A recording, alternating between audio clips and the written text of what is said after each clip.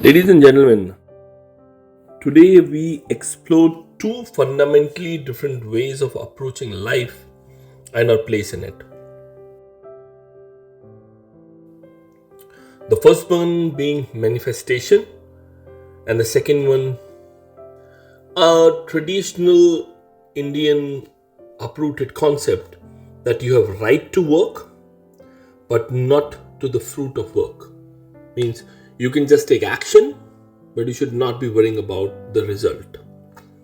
These two different worldviews are often discussed in modern life, yet they are rooted in vastly different ideas about control, expectation, and fulfillment. Let's try to break it down. The first, we'll look at from the angle of concept of control. Manifestation is rooted in the idea that we have control over our destiny. It suggests that by focusing our thoughts and intentions, we can shape our reality.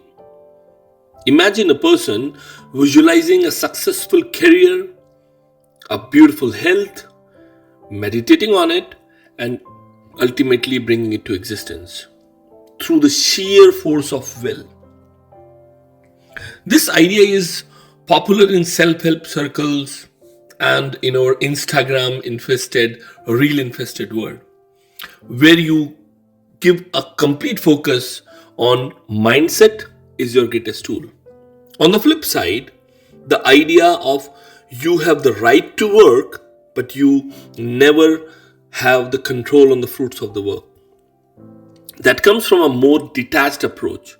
It suggests that we are responsible for the efforts, we should simply take action, but not worry about the results, and must relinquish any attachment to the outcome. Think of a farmer who plants seeds, nurtures the soil, cultivates with care, but ultimately knows that the harvest is beyond his or her control. They do their work but leave the results to the forces greater than themselves. I'm just stopping short of calling it a god. Let's take the second pillar of my argument, mindset towards effort. With manifestation, effort is often seen as a tool of creating outcome. The individual takes deliberate actions towards a desired goal, believing that the universe will respond accordingly. Take an athlete who visualizes victory in their sport, training hard and pushing forward, expecting success to follow, expecting nothing but success to follow. Here, hard work is tied to expected results. The second perspective, however, asks you to work not for the fruits of your labor, but simply because it is your duty. You should do it. You're doing it in the right frame of mind with whatever information which is available to you. Imagine a teacher who passionately educates students knowing that their work may not yield immediate, tangible, perceivable rewards.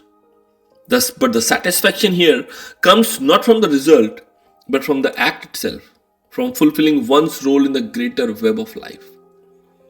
Let's take a look at the third argument, attachment to results. Manifestation encourages attachment to outcomes.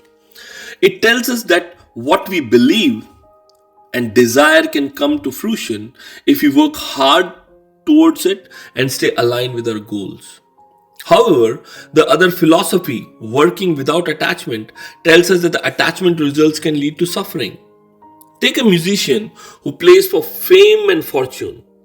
Their passion can quickly turn into frustration when those external markers of success don't arrive. The philosophy of detachment asks for acceptance of whatever comes. A social worker may spend years helping underprivileged children, not knowing if their efforts will have a lasting impact, yet they continue because of work itself has a meaning regardless of external recognition. Let's break it down further. Perception of success. In manifestation, success is often measured externally. If your desires manifest, then the effort was worthwhile. A successful business, a dream home, or a material possession all are visible signs of success that give meaning to the effort. The more you manifest, the more your success is seen. In contrast, the philosophy of working without detachment to results suggests a more internal form of success. Success isn't about accolades or outcomes only. It's about personal growth, learning, and becoming a more complete person in the process. A monk living in a secluded temple may never have worldly pleasures or success, but their internal growth is considered the ultimate form of success. Last but not the least, the unpredictability of life. Life is unpredictable. Even with manifestation, things don't always go as planned. A person may visualize a successful career, but unexpected obstacles or opportunities may change their course entirely. Similarly, working without attachment means learning to accept the unpredictable nature of life. The farmer may be hit with drought, or the teacher may have students who leave the classroom early. Things happen that you cannot foresee. Life's unpredictability shows that control, whether through manifestation or detachment, has its limits. In the end, we are a part of something larger than ourselves. And the journey towards understanding often comes when we stop trying to predict the outcome and simply embrace the process. But here is the paradox of it all: life is messy. As we go through each of these philosophical approaches, the puzzle pieces seem to fall in different places, often not making sense at that particular moment. But if we step back, we begin to see that both ways of life, manifestation and working without attachment, may actually be two sides of the same coin. Perhaps it's in learning to manifest and simultaneously accepting the unpredictability of life where we find balance.